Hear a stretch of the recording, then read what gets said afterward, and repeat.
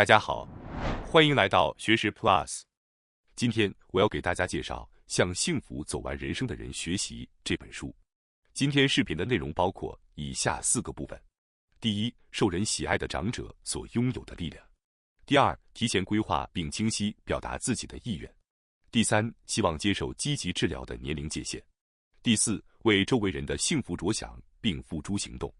首先是第一部分，受人喜爱的长者所拥有的力量。如何在面对死亡时不被恐惧所左右，反而以平和的心态迎接生命的终点呢？作者作为一家老年护理医院的护士，逐渐对这个问题有了深刻的思考。这家医院专门接收病情急剧恶化的患者，许多患者虽然接受了治疗，仍因病重而离世，其中大多数是75岁以上的高龄者。在与这些高龄患者的接触中，作者发现，即使年老、生病甚至卧床不起，有些人并未成为家人的负担，反而被周围的人所珍视。他们被视为受人喜爱的长者，过着幸福的一生。作者不仅观察到这些长者的生活特点，还感悟到他们的言语、行为、态度与生活方式中蕴藏着一些独特的力量。首先是微笑的力量。受人喜爱的长者的微笑总是那么动人，即使在疾病缠身或行动不便时，他们依然面带笑容，用微笑感染着身边的人，营造出温暖的氛围。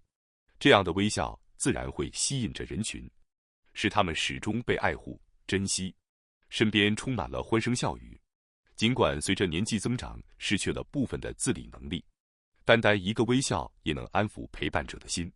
然而，对于平时不习惯微笑的人，想要刻意练习微笑并不容易。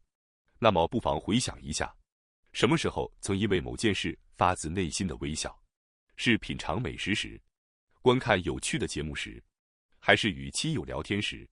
找到这些让自己开心的契机，每天尝试至少微笑一次，并逐渐增加频率，让微笑成为一种习惯。微笑不仅能拉近人与人之间的距离，也会为自己和周围人带来幸福感。与其皱眉，不如像受人喜爱的长者一样，用笑容点亮生活，留下美好的笑纹吧。接下来是感激与好意的力量。受人喜爱的长者有一个共同特点，他们从不吝于表达感激与好意。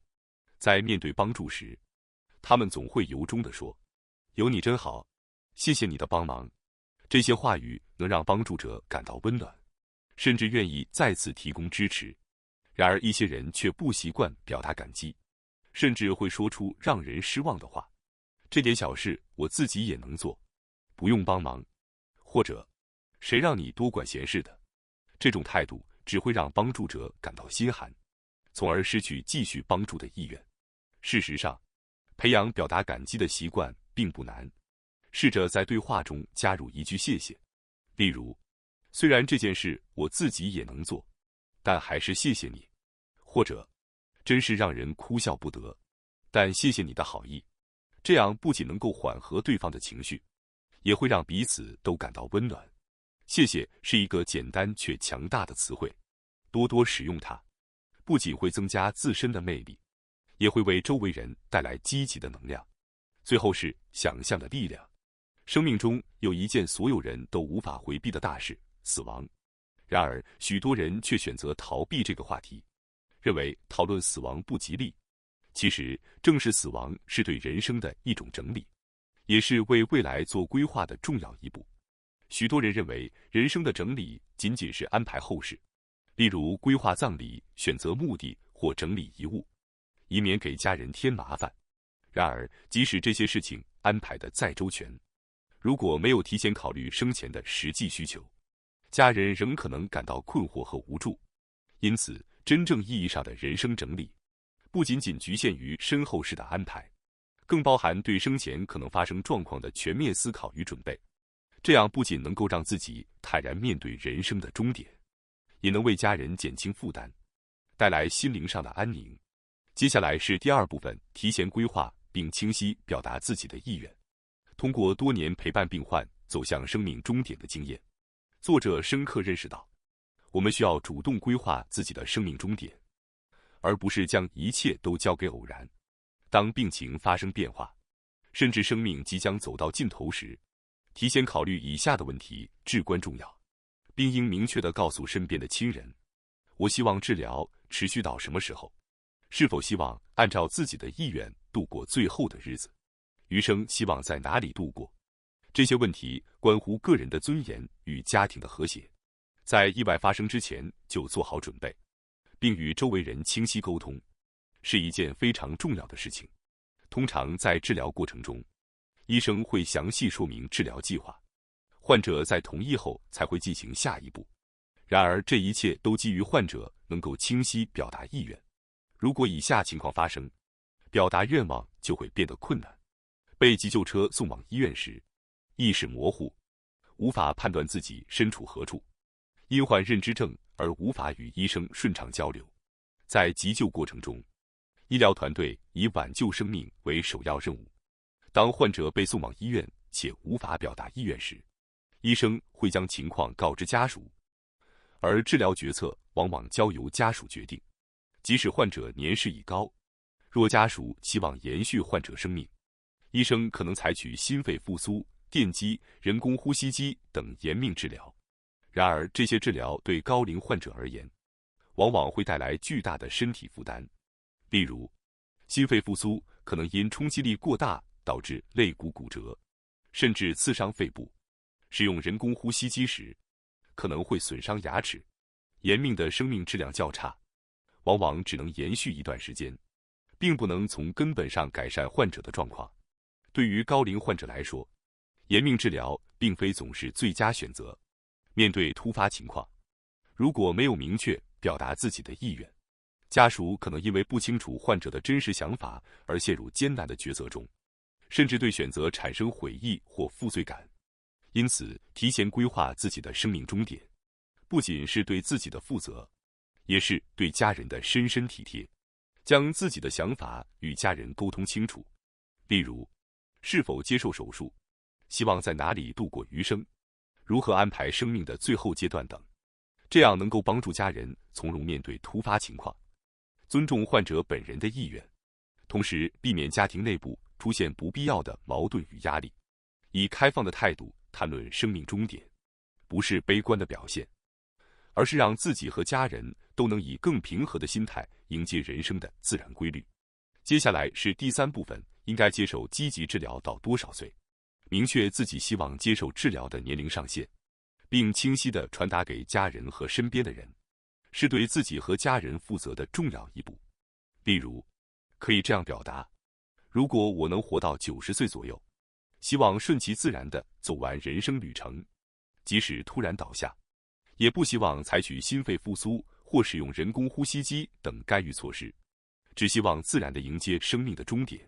清楚表达对生命最后阶段的期待，可以让身边的人在突发情况下尊重您的选择。尽管有人可能对此感到震惊，甚至觉得难以理解，但他们会逐渐明白您的心愿，在90岁左右，以自然的方式平静离开这个世界。一旦家人了解了您的意愿，他们更有可能配合并支持您的选择。同时，这也为你们提供了一个机会，可以共同探讨最后的生活安排，找到彼此都能接受的方案，增强家庭的情感连结。正视人生终点是一种智慧。思考人生的最后阶段可能会令人感到痛苦或悲伤，但那些能够坦然面对并为之做好准备的人，往往更能赢得家人和朋友的尊重与爱戴。他们不仅展现了对生命的透彻理解，也传递了一种超然的生活智慧。因此，除了安排葬礼或选择墓地等身后事，更重要的是认真规划生命的最后阶段，思考如何以尊严、自然和温暖的方式走向终点。不仅是为自己画上一个圆满的句号，也是在为家人留下最深刻而温暖的回忆。就像那些受人尊敬的高龄长者一样，发挥您的想象力，用心设计自己人生的最后篇章。通过这种方式，您的生命将更显从容与完整。最后是第4部分，为他人的幸福而行动。在前文中，我们提到过受人喜爱的长者所具备的3种力量：微笑的力量、表达感恩与善意的力量，以及想象的力量。如果深入思考一下，这些力量其实并非什么特别的能力，而是每个人都能够拥有并运用的。受人喜爱的长者之所以能够赢得他人的喜爱，正是因为他们比普通人更频繁地发挥了这些力量。由此看来，每个人都有潜力成为受人喜爱的长者，并为周围的人带来幸福。让身边的人感到幸福并非难事，这样的机会无处不在，常常存在于生活的细节之中。例如，一起分享美食，夸奖对方，让对方开心大笑，或者分享一个有趣的笑话。虽然赠送礼物或一起旅行是美好的方式，但更简单、更省时省力的方式同样能带来幸福，那就是通过微笑和感谢。举个例子，在餐厅用餐时，对服务员微笑并说：“谢谢，菜很好吃，我吃得很满足。”服务员通常会回以灿烂的笑容：“感谢您的光临。”这个简单的微笑和一句谢谢，就能让对方感受到温暖与幸福。很多人提到让别人幸福时，往往会想到一些大事，但实际上，幸福的大小并不重要，重要的是持续不断地传递小小的幸福，而这本身就是一件非常了不起的事。正是这些微小幸福的积累，最终会汇聚成巨大的幸福。通过自己的行动，我们可以改变人生的方向。受人喜爱和为意外做好准备是相辅相成的，缺一不可。只有在两者之间找到平衡，才能在晚年迎来既符合自己意愿又充满温暖的结局。受人喜爱的长者为我们提供了通向幸福的智慧，而这些智慧也为我们开辟新的人生道路提供了方向。愿您通过自己的行动，迎接一个这一生过得真好的幸福结局。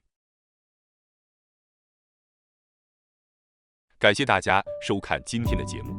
如果你喜欢我们分享的内容，记得点赞、订阅并开启小铃铛通知，第一时间获取我们的更新。在下次的节目中，我们将继续为大家分享更多有益的内容。再次感谢大家的支持，我们下期再见。